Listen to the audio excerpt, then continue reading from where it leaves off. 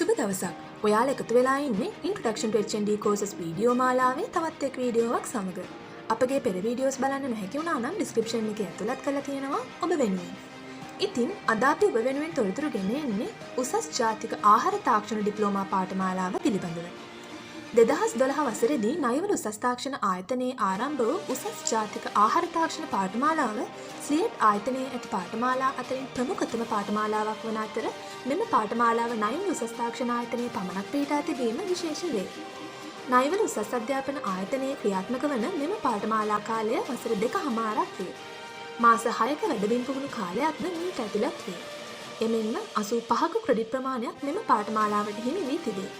උසස් පෙළ රසායන විද්‍යාව, භෞතික විද්‍යාව, ජීව විද්‍යාව හෝ සංයුක්ත ගණිත යන විෂයන් සමත් වී තිබීම හා සාමාන්‍ය පෙළ ඉංග්‍රීසි විෂයට S සාමාර්ථයක් හෝ ලබා තිබීම මෙම පාඨමාලාවට ඇතුළත් වීමේ මූලික සුදුසුකම් වේ.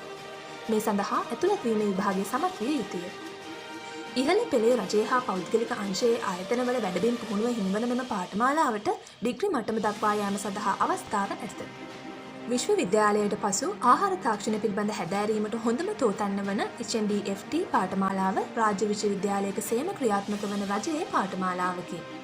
මෙය ශ්‍රී ලංකාව තුළ හා විදේශ රටවල ඉහළ පෙළේ රැකියාවන්හි නිරත වීමට අවස්ථාව සලසා දී ඇති ප්‍රමුඛතම පාඨමාලාවකි. HNDFT පාඨමාලාව පිහිටා ඇති ආයතනයේ තොරතුරු මෙහි දක්වා තිබෙන අතර ඒ හරහා එම ආයතනය සම්බන්ධ කර ගැනීමේ හා එම ආයතන ගැන තොරතුරු දැන ගැනීමේ අවස්ථාව ඔබ සතුව ඇත.